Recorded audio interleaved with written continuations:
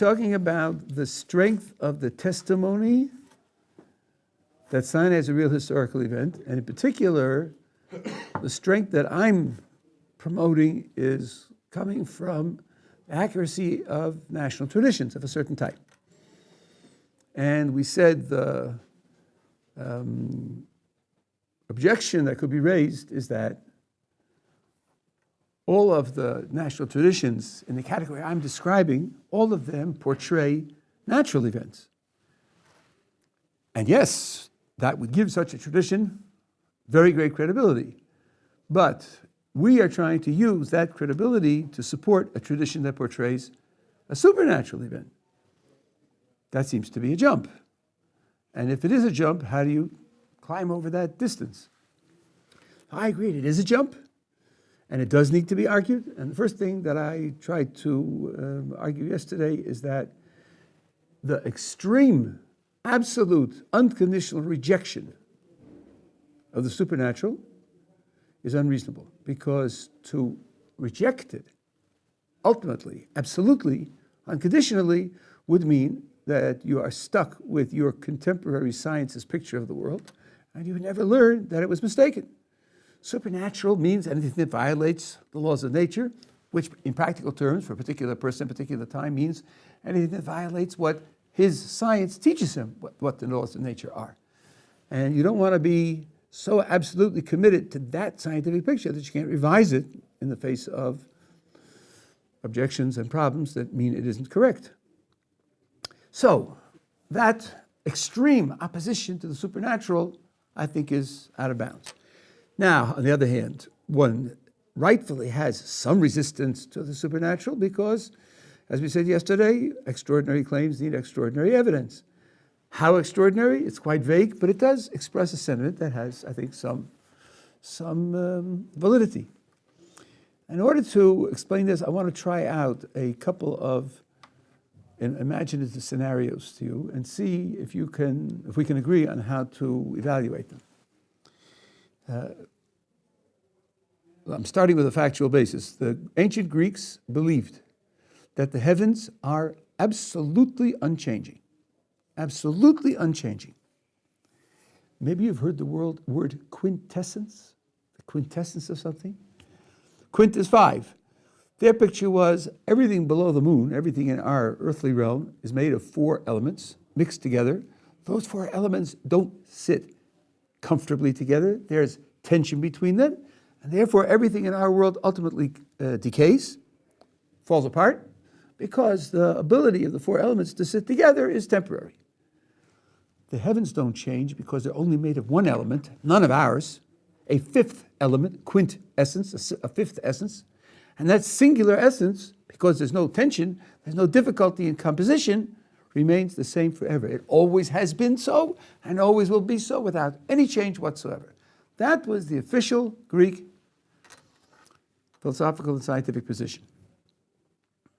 Now, let's imagine an ancient Greek visiting China. And he spends some months there getting to know Chinese culture. And he notices that the Chinese have star maps, and they really did. They made maps of the sky, with the stars in the sky. And these are very detailed star maps. And one night, he takes out the star map, looking at the sky, and he's sort of comparing the stars with the dots on the map. And then he notices that on the map, there's a dot. And the corresponding place in the sky, there's no star. So he says to his Chinese friend, hey, look at this. The map is not correct. And the Chinese said, it can't be. Our maps are absolutely accurate. There are no mistakes whatsoever. He looks at it, sees the dot, looks at the sky, and there's no star there. He's flabbergasted. They never make mistakes. Then he says, wait a second. He turns the map over and he says, oh, that's the answer. This map was made 20 years ago. It's an old map. There used to be a star there and it disappeared. The Greek says, what have you been drinking? Sniffing, injecting. Stars don't disappear. Nothing changes in the heavens. The heavens are absolutely fixed and constant. Nothing changes. Now, as a matter of fact, the Chinese did observe 1 or 2 nova explosions. Greeks never saw it, but the Chinese did. The Chinese informer says to him, listen, our maps don't make mistakes. If the dot is there, from 20 years ago, there was a star and it disappeared. Okay, now the Greek fellow is faced with a conflict. He has what his culture says, he has what his culture knows, what his culture has understood in its philosophy and its science, and he has a report of this Greek fellow, this Chinese fellow. Now, it's true, in Greek culture, you don't have star map makers. It's not an element of Greek culture to pay that careful attention to the skies. And in the months that he spent in China, he's come to respect the Chinese as careful, reasonable, responsible people. Couldn't he come to think, maybe we've got it wrong? Maybe we've got it wrong. We just don't pay careful enough attention. They saw a star that disappeared, and they have better information about the heavens than we do, and maybe we better rethink our understanding of the heavens. Notice, this is not a repeatable experiment. That's the refuge that many people take. Sure, do it 25 times and see if it works. You can't repeat nova explosions. You just observe them. You can't manufacture them. Still, it seems to me he could think their testimony is more credible than our experience, especially since they invest in it, and we haven't invested in it. And he could come to change his picture of how the world works. Second example, you have a group of people who live 3 days' journey from the seacoast. Every 3 years, they come out for a religious festival at the seacoast. There are people at the seacoast also, and the two groups know each other and are friendly with one another. And one time when they come out for their annual festival to the seacoast, the people at the seacoast say to the boy, "Are you lucky that you came and went when you did last time? Because a month after you came, the sea rose up 100 feet in the air and smashed into the shore and broke down houses and trees and people were killed and so forth and so on." So the people from inland say, "What? The sea rose 100 feet into the air? Surely you're joking. I mean, that doesn't happen. That can't happen. Gravity holds it down." Okay, there are storms. We know what storms are. You know, active wind, which stirs up the waves to 6 feet, to 8 feet, not to 100 feet. It's impossible. Things like that can't happen. And they say, "We know it's impossible. I mean, at least we thought it was impossible. We just saw it. It happened to us." Well, where are the broken buildings? It was 3 years ago. We fixed them. We repaired them. Where are the broken trees? They grew back. But we're telling you that we saw it. Does he have to reject their report? Is he bound by reason to say you must be lying? Or could he say, who knows? Do we understand everything that happens in the world? No.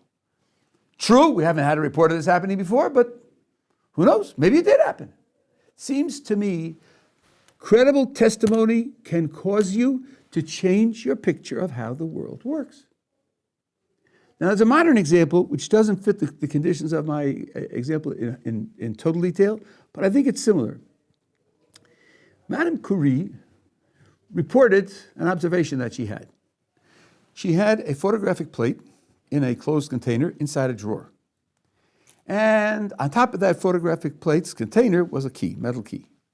She was working with pitchblende, which has in it radium, which might be radioactive. And she says that the pitchblende gave out rays, and those rays went through the wood of the desk, and they went through the covering of the photographic plate, and they exposed the photographic plate, but the rays couldn't go through the key, and therefore the picture of the key was on the photographic plate as unexposed. That's what she says. Of course, there's a much simpler explanation. Somebody switched the plate and played a trick on her. That's a much simpler explanation, much more conservative explanation. I don't have to believe in invisible rays that go through wood and don't go through metal. Why didn't anybody take her seriously? Reports like this come out by the hundreds every year. So-and-so is buried in sand for 3 days and came out alive. So-and-so levitates. So-and-so does telekinesis. We dismiss them as ridiculous. We dismiss them as not worthy of investigation. Why was her report different? Because she was a credible scientist. She had weight. She had a reputation as someone who's careful and consistent and not given to making up stories. And then what they did is they tried to reproduce the experiment in other places, and they succeeded in doing it. Now, this is something you can reproduce, but I'm pointing out that not every story will you bother to try to reproduce, because it depends upon from whom the story comes. And if the person has credibility as a witness, the testimony of that person has credibility, then that will cause you to at least want to check it. I'm suggesting that the weight of testimony in a category with no known failures, 0 known failures, the weight of that testimony is very great. And it's great enough to make us think maybe our picture of how the world works is not correct. Maybe we've left out a category that now has to be added in. I think that's enough to jump over that gap, the gap which I'm acknowledging, between a set of traditions describing natural events to a tradition that describes a supernatural event. That's enough to cross that gap. As a piece of supporting evidence, I want to point out that not only are there no known such false traditions, but there are at least 2 cases where a false tradition of that type would have been very useful for certain groups. Let's consider early Christians and early Muslims. The Christians and the Muslims pledge allegiance to our picture of the ancient world. They accept our book as true and holy in some sense or other. It's just that they have updates which are superior to what's written in our book. And in particular, they believe in the revelation at Sinai. Now, early Christianity and early Islam made very strenuous efforts to convert Jews. Because if you say you're coming to fulfill this book, and the custodians of this book are the Jews, it would be very helpful if they gave you credit. If they said, yes, you are in fact fulfilling our book. If they said that you're not fulfilling our book, that makes your position at least ambiguous in the eye of the public. So they made strenuous efforts to convert Jews. One obstacle they faced was this. A Jew says to an early Christian or an early Muslim, you agree with me that there was a revelation at Sinai. You agree with me. 3 million people all heard God speak. Now you are coming in favor of some individual with a new story. Why should I give up what 3 million people heard from God because of what you say some individual told you? It doesn't match. It hasn't got nearly the credibility of our foundation. And you admit that our foundation is true. Wouldn't the strongest possible response of the Christian and the Muslim have been to say, yes, of course, there was a public revelation at Sinai, and there was another one. There was another public revelation. And we're going with the second public revelation. Then at least there would be parity. There's an early revelation and a second revelation. But if they're stuck with promoting an individual against a mass revelation, they're in a losing position. So why didn't they make up a tradition like that? If a tradition like this can be false, if it can come into existence, not because it actually happened, but because somehow it was made up, concocted, evolved, how come Christianity and Islam didn't concoct or evolve a tradition to match ours and therefore offset our logical advantage? I think this is supporting evidence that this is not the sort of thing that you can make up. It's not the sort of thing that you can evolve. It's not the sort of thing that comes into existence unless, in fact, it's true. So, I think we have adequate reason for the revelation at Sinai, for the plagues in Egypt, for the crossing of the Red Sea, those few spectacular miracles that were experienced by the entire nation, and miracles which wouldn't be forgotten. What does that have to do, let's say, with the rest of the miracles of the Jewish tradition? It has a little bit to do with it in an indirect fashion. Because this argument opens up a new category, the category of the supernatural. Once you've opened up the category, admitting new members is much easier.